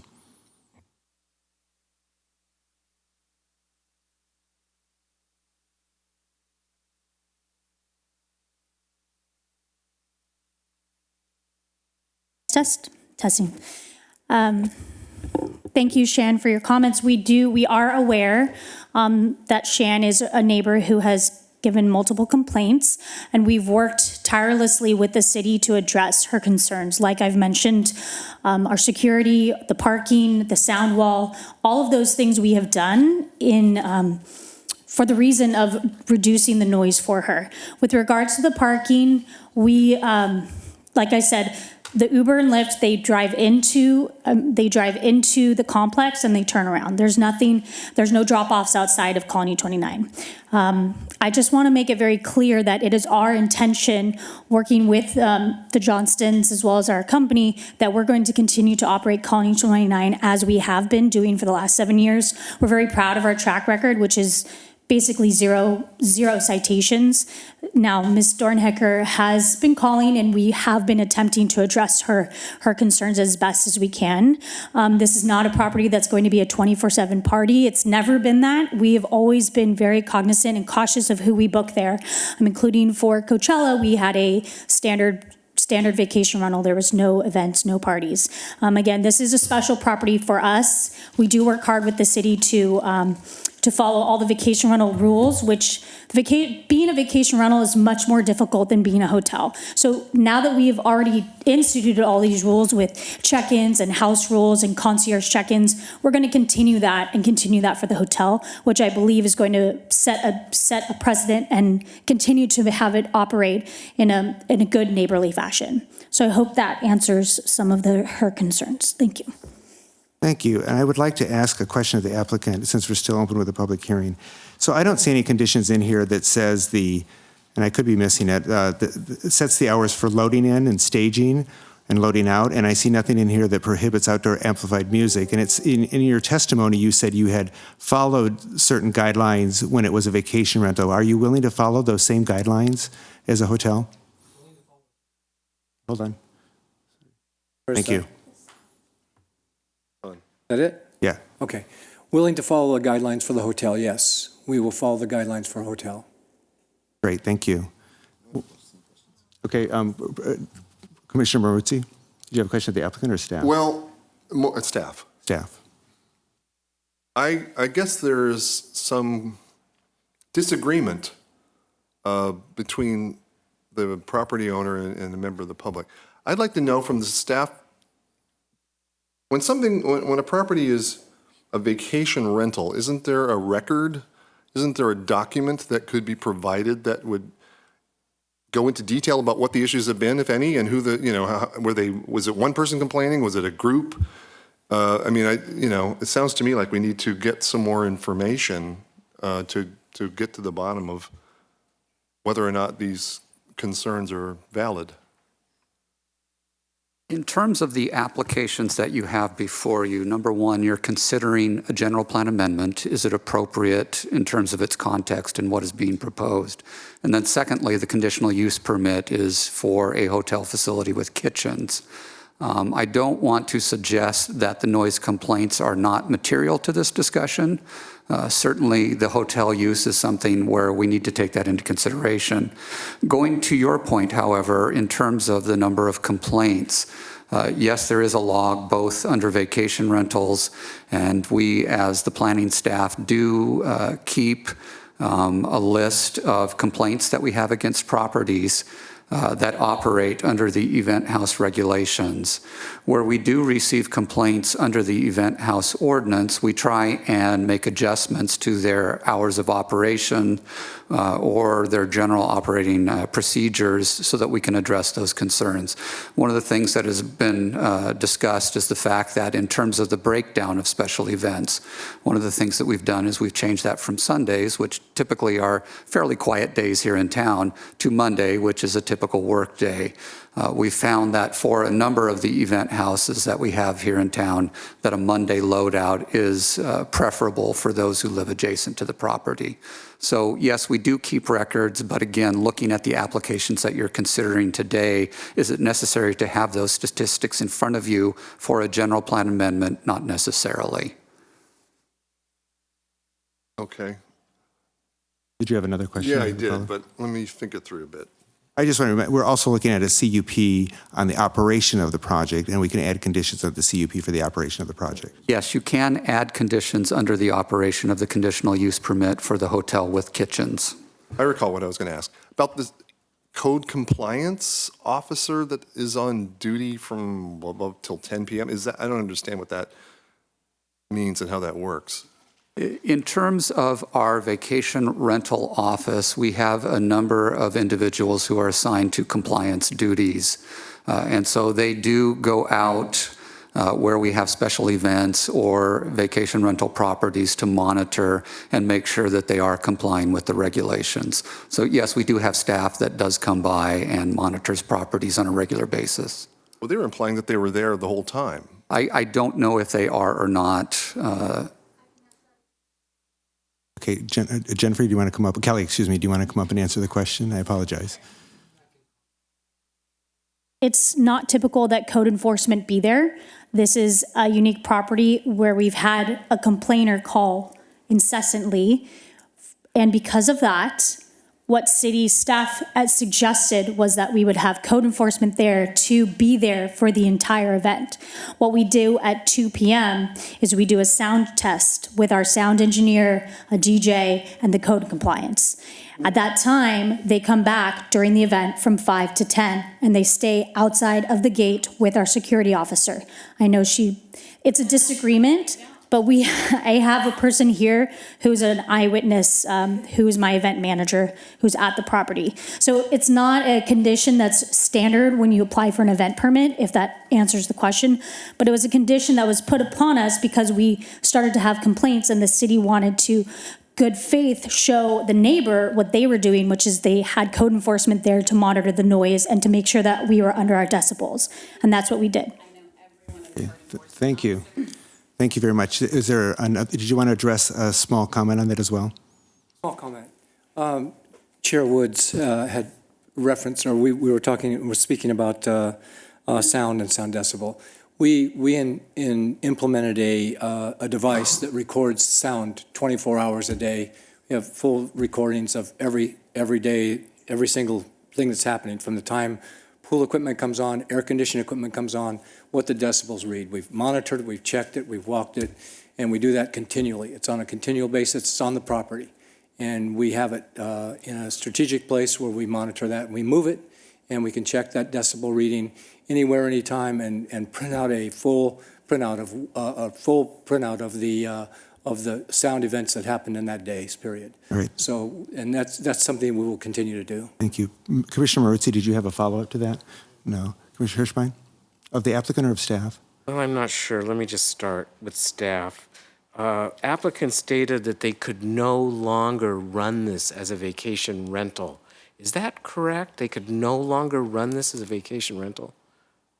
So when the vacation ordinance changed, there was a new category that these types of properties that had multiple units could not, did not fit under the vacation rental. So this isn't the first one that we will see. But I mean, is it something the city's gone to them and said, you either have to be a hotel or you have to close down? Is it, they said they could not operate as a vacation rental. I want to understand, is that unequivocal? Is that something the city said, stop operating as a vacation rental? There are a number of multi-unit properties that have been operating as vacation rentals in the past that under the new ordinance can't continue to operate that way. I've had meetings with about 3 or 4 of those individuals, and we've been asked to work with the Office of Special Programs, which is the vacation rental office, to help resolve some of those situations. So as Mr. Malacker has indicated, you'll see a couple of these coming up for conditional use permits to be hotels here in the near future So as this well. is something the city proactively went to the Correct. owners and said, you got to stop doing this? Correct. Okay. I have another question. There was a project next door to Billy Reed's, the outdoor event space, that hotel requested, I can't remember the name. Infusion. Infusion. Did we put a requirement on that sound could not be heard past the property line? I seem to remember that. Am I remembering that correctly? There were a number of conditions related to sound for that particular property, but the requirement relative to sound not traveling past the property line is based on our noise ordinance, that we establish a certain decibel level at the property line that they are not to exceed. And so that's one of the things that you've been hearing here today. But again, at Infusion Beach, that was one of the conditions that we referenced, was the basic requirement that noise not exceed a certain level at the property line. So, and was that lower than the code? I can't remember on Infusion Beach if we modified that somewhat. I believe that we also had restrictions against the equipment, that there were limiters on the sound equipment bass, itself. yeah. Correct. That were specific to that particular property. I just kind of remember saying it was like they can't be heard past the property line. I'm thinking, well, that's pretty restrictive, but okay. Okay, that's more of a comment. Commissioner Donovan, did you have nothing? Okay, I'd like to close the public hearing and open it to commission comments at this point. Do we have any comments coming from the commissioners? Commissioner Song? I think based on both, on the fact that the zoning is already R2, we're cleaning up the general plan amendment. We all know all the issues that have happened with vacation rental. And so therefore, with this conditional use permit and keeping the kitchen, I sound like I have a motion. I think that we should proceed according to the staff recommendations. Are there any other comments from staff members? Commissioner Hirschbein? Actually, I'm a bit conflicted listening to the member of the public speak about some of the issues she's encountered. And this is just a comment. It's not meant to discount those, because I'm certainly cognizant of what you're saying, but she's the only member of the public here to represent that point of view. And excuse me, I'm talking. And they could email, they could visit Glenn at his there. Excuse me, I'm talking. Thank you. So it's not meant to discount it, but I just have to weigh that. Sometimes when we've dealt with perceived annoyances, there's many people that show up, or there's many emails in a packet that we're looking at, and I'm just not seeing that level of concern, and the fact that it's operating now, I'm a bit conflicted about it, but the fact that it's operating now and it will continue to operate substantially the same. I mean, maybe there's a couple of more stringent conditions we can put on the CUP, but yeah, that's how I feel about it. Okay. Commissioner Donovan? I concur with Ms. Song, and I would support her motion to approve. You know, she hasn't made a motion yet. I know, She develops one. Should anyone choose to make such a motion, I would support it. Commissioner Maruzzi. Just for clarification with staff, as a hotel, the sound levels that are acceptable are higher than for vacation rentals? No, if you look in your packet, there is a condition under the planning commissions that states from 7 in the morning, I think, until 6 at a certain level, and then it goes down from 6 to 10, and then goes way down between 10 and the following morning. That hasn't changed. That is consistent with the code, Chapter 11 of the municipal code, As relates to vacation rentals? as it relates to all noise in this zone. Okay, so there's no difference then between the hotel and the There is vacation not. rental? Thank you. And I'll just add my comments in our dialogue up here. I would say that we can add a few conditions. The applicant has already agreed to those conditions, such as the load in and load out not be on the weekend. The applicant agreed to. The applicant agreed to no outdoor amplified music. The code of compliance, I'm not sure that we want to actually require that. They may do it themselves, but I would think at least those two conditions would give some protection that they're currently implementing anyway and have agreed to if we do make a motion to add them. Suggesting no amplified music at all, or just during certain times? No outdoor amplified music. At all? At all. Okay. You can still have harps. You can still have all of that type of stuff. You can have a guitar. You just can't have outdoor amplified music. They have an indoor space, and I think that's how they're operating now. Oh, she's no, but they did might. agree to. They might. I would vote, I would agree with that condition, those two conditions. Or was it more to be conditioned on the vacation rental code? No, they're just conditions of approval for the CUP. Right. The conditions of the CUP is, do we want to allow them to have outdoor amplified music? And should we restrict the load in and load out was my two suggestions. Right. Are there other things on the vacation rental code that would also help mitigate noise? I think for the most part, my understanding is, they limit parking. This has already been limited in the Right. parking. They do that type of thing. They limit the hours of operation. And we're doing that. And we're doing that. So I think most of the stuff that is in the vacation rental code is, at least my read of it, is currently being implemented through this conditional use permit. Plus those two items. Right. Okay. They just would not have to go through the entire process of applying for a permit each time they did a special event.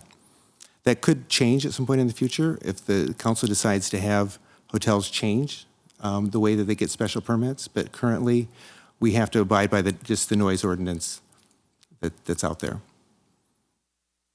But I know we're in the public testimony, and the applicant had agreed to no outdoor amplified music, but I had kind of seen a head out in the audience shaking their head that wasn't what they were doing.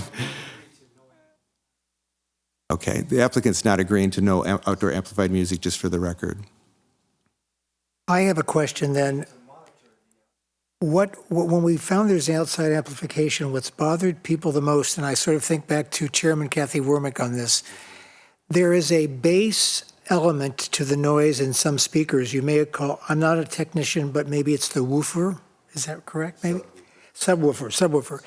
That really is disturbing to people. It's not so much the sound itself, but it's sort of a shaking thing that is felt fairly far from the actual source of the music. And what we've done in a lot of cases is specify in the conditions that those subwoofers not be allowed as part of the amplification outside. And that's obviously made a difference, I think, in the past. Excuse me, we're in discussion between ourselves, but thank you at this point. So, I mean, we've dealt with it on that basis before. Chime in, but in the planning department conditions, there's a noise level limit according to the time that Glenn has also mentioned. So in most events, if it happens to be between 6 p.m. to 10 p.m., that's 45 decibels. The subwoofer, which is like almost a heartbeat, there's like Right. thumping sound, it's nearly impossible to achieve that with a 45 decibel limitation. So it's what I'm saying is that this noise level limit is already set here in stone, and this is the abiding conditions of the conditional use permit. So that's what the applicant has to. We can make it more strict. It's not. No, right, but 45 decibels is not. I'll just leave it at that. There's already noise level limits here in the conditions. You're saying that a subwoofer isn't applicable when you have 45 decibels because if there's subwoofer wouldn't even be able to be turned up at all? Is that what you're saying?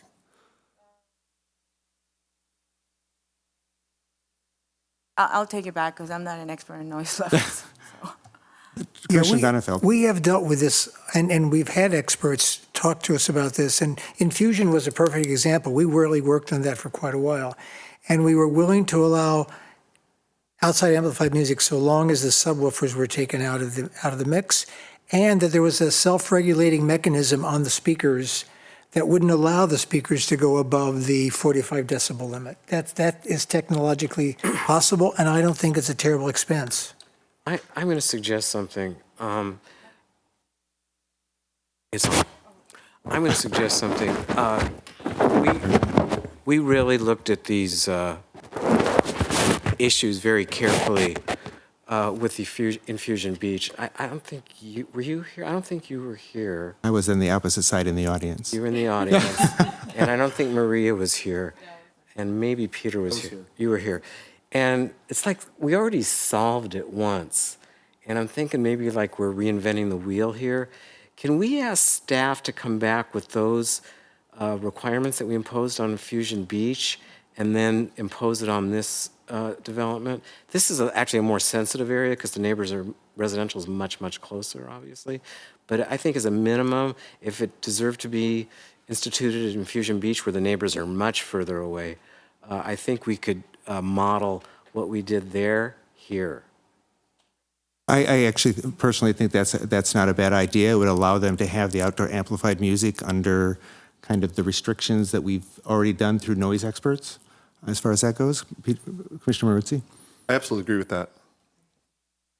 So Flynn, can I just ask how we might is there a way to approve it today with a special, I don't know what all those conditions were for Infusion Beach, or do we have to have it come back?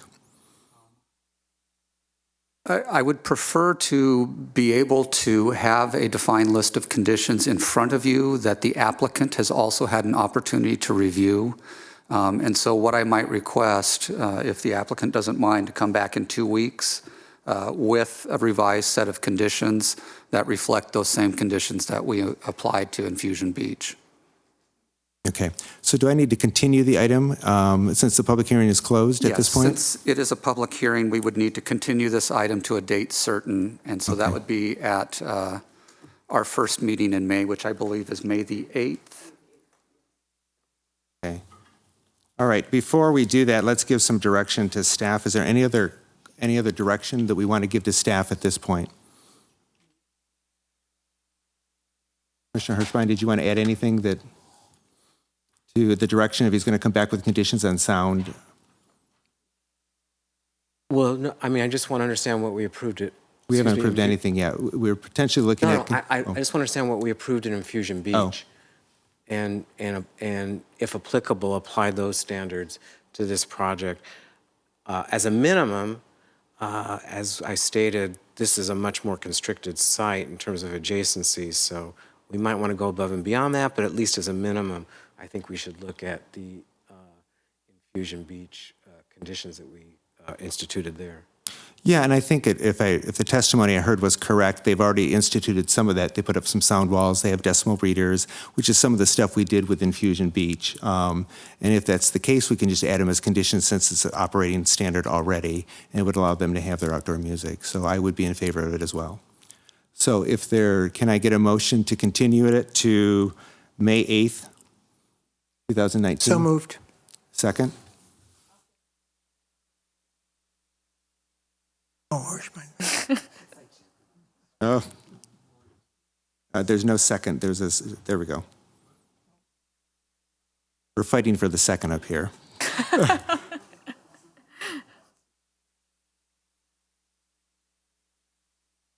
Okay, the motion was made by Commissioner Hirschbein. It was seconded by Peter Maruzzi, and then now we can vote.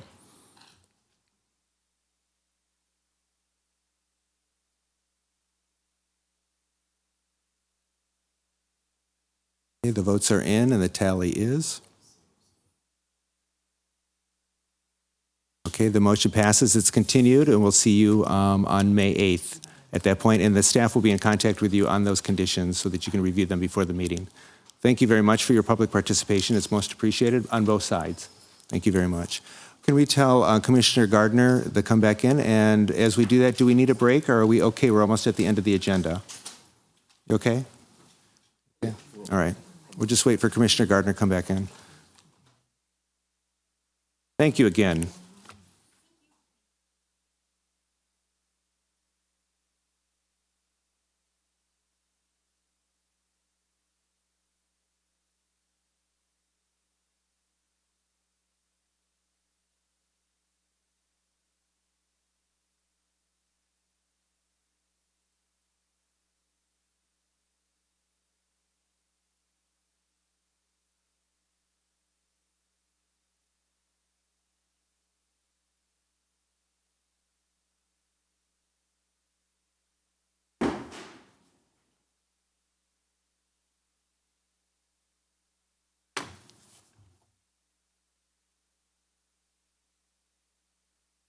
Welcome back.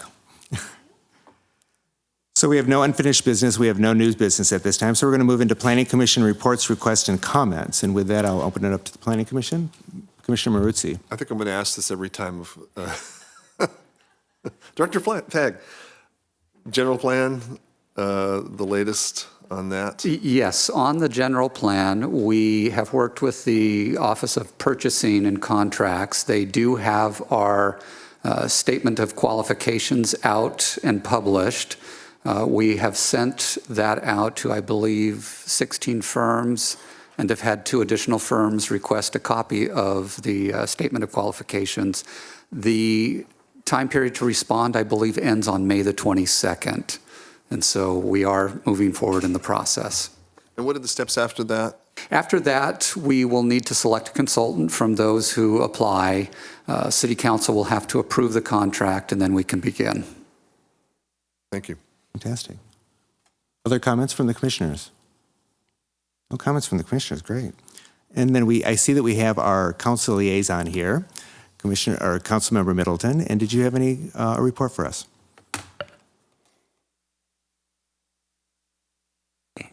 I managed to turn it on. Just one comment. We're very much into the budget process. And in the past, I know the Planning Commission has weighed in terms of needs that you felt existed.